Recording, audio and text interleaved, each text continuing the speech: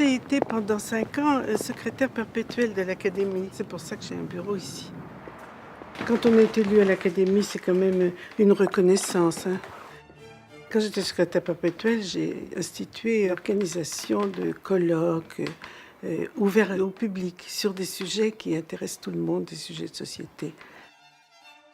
Il faut beaucoup travailler, il faut aimer ça, et puis en plus il faut être humble, c'est-à-dire il faut accepter les faits comme ils sont, même s'ils ne correspondent pas à la théorie que vous aviez élaborée au départ. J'étais professeure agrégée de sciences naturelles, mais ça me vient de mon enfance parce que ma mère était institutrice. Elle avait des enfants de tous les âges, ce qu'on appelle une classe unique, et moi j'étais avec elle depuis l'âge de 3 ans. À l'école, j'étais au fond de la classe. Et j'ai appris à lire comme ça en écoutant les autres. Et puis ensuite, jusqu'à l'âge d'aller dans un collège. C'est après avoir fait de l'enseignement pendant un certain temps que j'ai eu l'opportunité d'entrer dans le laboratoire d'Étienne Wolf, au Collège de France.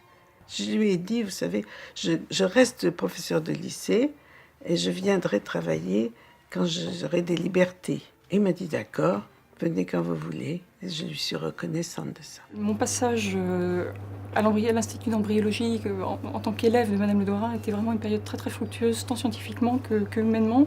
Je pense que c'est quelqu'un qui aime structurer les gens, qui aime structurer la recherche par la même occasion. Elle a une vocation à construire tant la connaissance que susciter l'intérêt chez les jeunes chercheurs. Une rigueur alliée à une certaine originalité de la pensée, sans a priori dans la façon d'aborder les questions. Elle a une curiosité qui ne s'arrête jamais.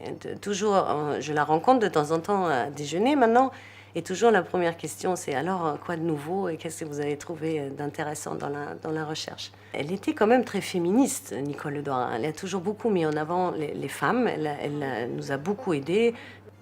Bon, je dirais une grande dame, une grande dame. Mais il y a une chose qui m'a fait un plaisir immense dans ma vie de chercheur. C'est quand je me suis rendu compte que je pouvais inventer une méthode pour suivre la migration de cellules dans l'embryon. Ce que nous avons découvert, c'est que la crête neurale est à l'origine d'un certain nombre de substances qui sont des facteurs de croissance, des facteurs de signalisation, qui règlent la croissance du cerveau et le développement du cerveau.